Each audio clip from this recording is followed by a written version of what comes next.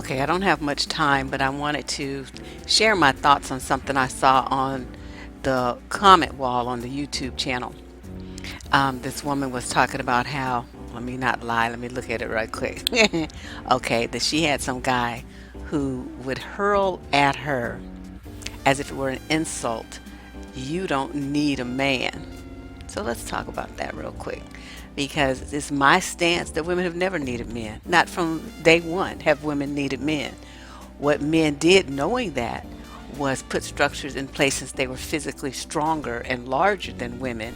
It makes it a little bit more challenging to assert yourself.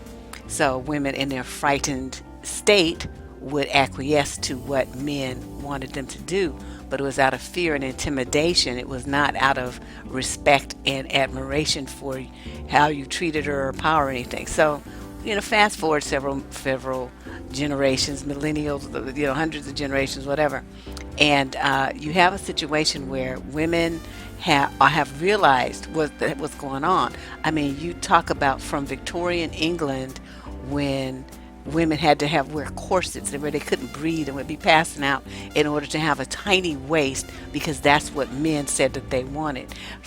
In China, for hundreds of years, women were tortured because that's what it is. It's torture by having their feet bound, and allegedly the smaller your foot, the more desirable it was. So it was really all about some kind of sexual attraction for the men, but the way that they framed it for women was that it made you more beautiful. So they had to make it so that the parents of these girls and the girls would find this more palatable and be more willing to endure this lifetime of agony. And you look at all the ways that women have been treated, burned at the stake and drowned and had spikes put in their mouth if they were deemed to be a gossiper. I mean, all kind of, I mean, I could go on and on and on about this because, you study this stuff and it's just horrific, the things that men have done to women throughout history for no reason other than that they're women. It's like a man could do the exact same thing. Like if a man gossips or a man cheats on his wife or anything, those things didn't happen to him. But women, millions of women have disappeared off the face of the earth through history because of men's treatment of them. So when you have a situation where a man at one point can't stand you and is afraid of you, but at the other point knows that he needs you, he's got to adjust in his mind how he's going to keep you under control because he needs to be in a psychological safe space where he has the upper hand. And I keep saying this. Oh, I mean, I don't even know how many times I can say this. Every single interaction that men have with women is about getting the upper hand. It's about controlling and dominating you. That's all they think about. Every single move they make is about that. From religion to money to voting power to the men jumping up and down and excited about Trump, getting rid of Section 8 and welfare and subsidies for seniors and stuff. They're thinking, well, only women get those things. And so that'll make them have to, quote, need us.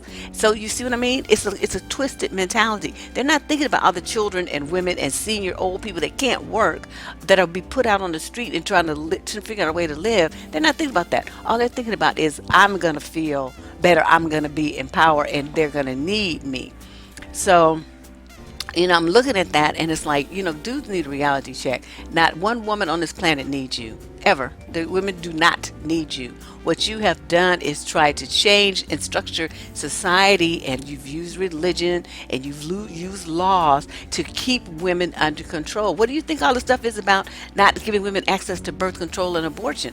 That's about forcing women to have children for men that they don't want to have. And when you're pregnant, you're more easily controlled because you're in a state where you can't really defend yourself, and it changes your body so that you can't run as fast. You can't fight as well. You can't defend yourself. So you have to be in a position where you are depending on someone to help you.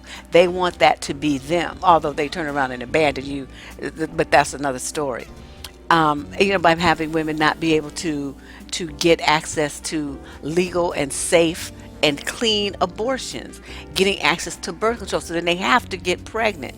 There's a law that I'm going to be talking about here in California now that was signed in last year, where now it's no longer a felony if you screw a man and he has HIV. He doesn't have to tell you anymore. It's no longer a law that that has to happen, and that he can be prosecuted if he doesn't. Now it's just considered a misdemeanor. Okay, so all of this is about controlling women and putting you in a position where you think that you need a man. And I'm telling you, y'all better get your minds right, because things are getting ready to change. They've already begun. There has been, for the last 20 years, a serious war on women. I am not exaggerating this. I did a talk about it on my blog talk show probably, I don't know, 10, 11 years ago. And there's is this like this organized hatred of everything female by men, even to the point where men now putting on wigs and getting hormone shots and stuff and claiming that they're women and trying to usurp your authority over what you are by claiming that they are that. So I mean, if you guys don't see what's going on here, I mean, that's fine, because will do plan to do some more videos about it. But seeing her comment and this guy being very abusive emotionally to her because he feels like, you don't need a man, you got everything that you wanted while you were single. So can any woman. And it would be really great if the younger women got an understanding of what's going on here and stopped having all these damn babies. We're going to be doing a chat about that next week. I have a group of women, a team of women, and we're going to be talking about the long-term repercussions of that socially, physically, mentally, emotionally, and financially on young black women, and one of the contributing reasons why black women are at the bottom economically in this country. Also the ones with the most, well, as I say, babies by miscellaneous stray nignogs. So, something's got to change here, ladies. We really got to change. But this mentality that you need a man, that, you have to have a man, that's what they want you to think, so that you will freeze in position. You won't want to accomplish things on your own. You won't want to buy your own home. You won't want to travel by yourself and see the world. You and your girlfriends get together and enjoy your lives without them. They don't want you to do that. They don't want you to be happy without them. So they're trying to figure out different ways to make you think that your life is incomplete and that you as a person have no value unless you align yourself with a man. So it's a mental game. It's a mind fuck, as they say. And I cannot stress this enough. We have got to do something. The older women have got to do something to help these younger ones get their minds right and their self-esteem, more intact, because the low self-esteem is at the core of them making the choices that they make that do nothing but damage them further. I mean, they're making a poor choice because they don't feel powerful enough and worthy enough to do the other thing that would be in their own best interest. You see what I mean? So they get stuck in this hamster wheel of doing for other people and thinking about other people and pleasing other people instead of themselves, and putting themselves down and letting other people put them down. And it's like this endless cycle of emotional pain and abuse, which keeps them trapped in making decisions that hurt them, so that they stay on this track instead of getting off. I don't know. This is just really, something triggered in me when I read that this morning. And I'm thinking, man, these dudes, they just be running the majorest game and have been on women since the beginning of time.